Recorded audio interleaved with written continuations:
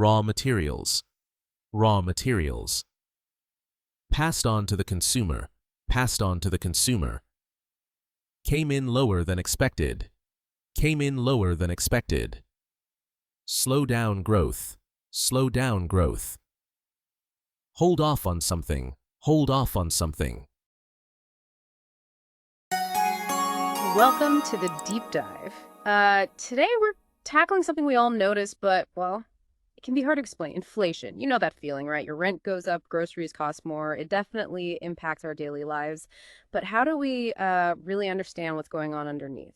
So our mission today is to simplify things a bit. We'll focus on two key economic tools, the CPI, that's the Consumer Price Index, and the PPI, the Producer Price Index. We'll also look at how big policy choices like tariffs, well, how they send ripples through the whole economy. Let's unpack this.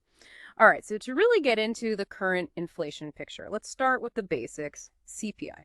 The Consumer Price Index, it's not just some number. Think of it as your personal inflation gauge. It tracks the prices you, the consumer, actually pay for housing, healthcare, even, your morning coffee. When CPI climbs, it's a direct sign your daily life is getting more expensive. Simple as that, really. And then, sort of running alongside that, you've got the PPI, the Producer Price Index. This one is more like the behind-the-scenes measure, you could say. PPI looks at what companies are paying to actually produce goods and services. So think about the cost of lumber for builders or chemicals for factories, maybe raw materials for tech stuff. If PPI goes up, it means businesses face higher costs. And often, eventually those costs, well, they tend to get passed on to you, the consumer, which then pushes up CPI. It's like a chain reaction down the supply line. Okay, now here's where it gets interesting. The latest data we saw, June's PPI from July 16th, it actually came in lower than people expected. Core PPI, that's the one without food and energy, rose only 2.3% over the year. That's its slowest climb in 18 months. Now, on the face of it, that sounds pretty good for inflation, right? Like things are cooling down, but maybe there's more to it. Are there other factors complicating this? Well, that's the puzzle, isn't it? There seems to be a bit of a disconnect. Because while that PPI number looked, relatively tame, the CPI data, which came out just the day before, it showed some categories were actually rising more than expected. Things like imported goods, clothing, some medical equipment, and what's really insightful is why. It seems businesses are, for now, absorbing some of these higher costs. They're squeezing their own profit margins instead of immediately passing it all on. Maybe it's strategic to keep customers. Or maybe they're betting things will change. Whatever the reason, it kind of explains the gap we're seeing now. But it's like walking a tightrope for these companies. It probably can't last forever. Right. So they're absorbing costs now, but what might push them to finally pass those costs on? And how do these bigger policy things like the potential tariffs we're hearing about, President Trump's plans for tariffs on imports from Europe, other places, how does that fit into the picture? That seems to be making markets nervous. Exactly. And it's quite telling to see how companies are already reacting, or at least talking about it. You have businesses like ASML, they make vital equipment for chip makers, and Johnson & Johnson, the big healthcare company. They've both warned that these kinds of tariffs could seriously hike up their equipment costs. And that, in turn, could potentially slow down their growth down the line. So you see the paradox.